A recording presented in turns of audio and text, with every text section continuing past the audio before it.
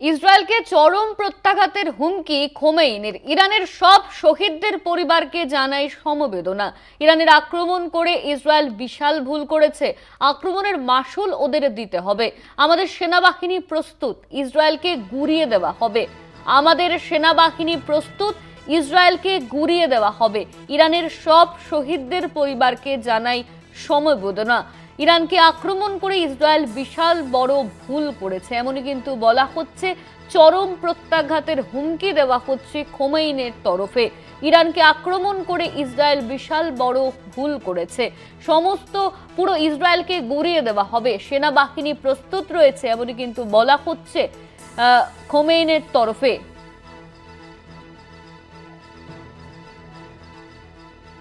ইসরায়েলকে গুঁড়িয়ে দেওয়া হবে এমনই হুঁশিয়ারি দেওয়া হচ্ছে। আমাদের সঙ্গে নিউজ রুম থেকে রয়েছেন আমাদের পলিটিক্যাল এডিটর আশিস চট্টোপাধ্যায়। আশিসদা, যে বিষয়টা দেখা যাচ্ছে যে খোমেনির তরফে যে হুমকি দেওয়া হচ্ছে যে ইসরায়েলকে সম্পূর্ণভাবে গুঁড়িয়ে দেওয়া হবে। দেখো, আয়াতোল্লাহ খোমেনি ইরানের সর্বোচ্চ ধর্মীয় নেতা এবং প্রকৃতপক্ষে রাষ্ট্র শক্তিকে নিয়ন্ত্রণ করেন এই ব্যক্তি। তার কথাই প্রধানত শুনে চলে রাষ্ট্রপ্রধানরা এবং সেনাবাহিনী বা সবাই মূলত এই আয়াতোল্লাহ খোমেনির কথাই শুনে চলে। সুতরাং তাকে যে কোনো একটা পরিস্থিতিতে তাকে নেতৃত্ব দিতে হয়। এবারে ইরানের ওপরে ভয়ঙ্কর ইসরায়েলের হামলা হওয়ার পরে 13ই জুনে জাতির উদ্দেশ্যে বার্তা দিয়েছেন আয়াতোল্লাহ খোমেনি। আয়াতোল্লাহ খোমেনি প্রথমেই দেশবাসীকে অর্থাৎ ইরানবাসীকে ধন্যবাদ অভিনন্দন জানিয়েছেন।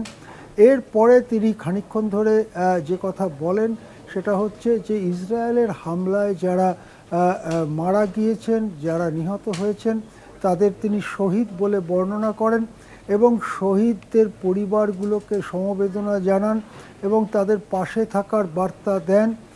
তিনি ইরানের মহান জাতির যে গৌরব সে কথা উল্লেখ করেন। এরপরেই তিনি ইসরায়েলের যে হামলা সেই ব্যাপারে চলে যান। তিনি খুব দৃঢ়ভাবে যেটা বলতে শোনা যায় আয়াতোল্লাহ খোমেনিকে, যে ইরানে একতরফা আক্রমণ চালিয়ে ইসরায়েল মস্ত বড় ভুল করেছে এবং এই ভুলের মাসুল ইসরায়েলকে দিতে হবে। ইসরায়েলকে গুঁড়িয়ে দেওয়া হবে, ভেঙে